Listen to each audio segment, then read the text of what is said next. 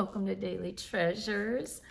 I want to share today from when David went to kill Goliath. And this is from a message I heard, and it's titled, "This Doesn't Fit," was the message I heard. This doesn't fit. So good. I'm reading from 1 Samuel 17:39. This is David. He says, David fastened on his sword over the tunic and tried walking around because he was not used to them. So they wanted him to wear all this armor, and he went to put it on and he wasn't used to it. And this is what he said. "I cannot go in these," he said to Saul, "because I am not used to them." So he took them off. Then he took his staff in his hand, chose 5 smooth stones from the stream, put them in his pouch, and we know the rest of that story. Amazing story of God.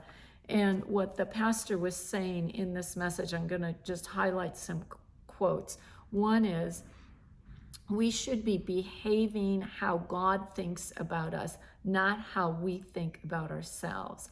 Our perception of ourselves and our inadequacy has nothing to do with the way God sees us and how God uses us. So we have to get that off our back. When I wrote my first book, I felt so inadequate. I said, "Lord, I'm not a writer.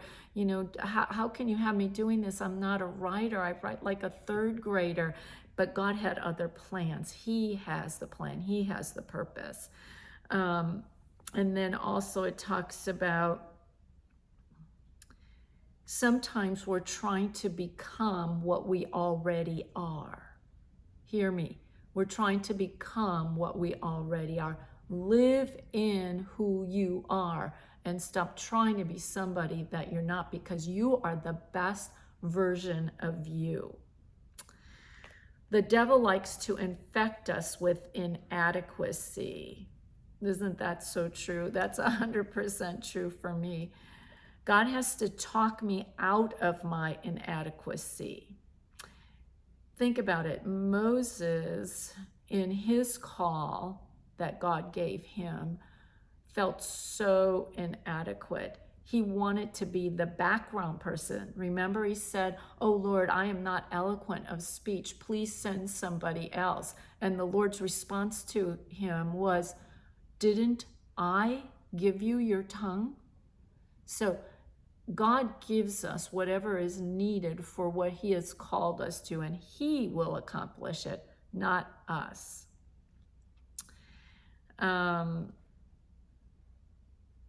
We have to live in what God has given us to do and not in our emotions. We have to go with an anticipation and expectation that God is going to make it happen. We don't make it happen, whatever it is. He does. Whether it's raising your kids today in this day and age, or God may call you to go speak somewhere, or bring a meal to a friend that you feel you're not a cook, or I could go on with endless things. Paint a room for your neighbor. You don't know what God could be calling you to, but he does, and he's already given you everything needed to complete the task. Remember that today. Have a great day.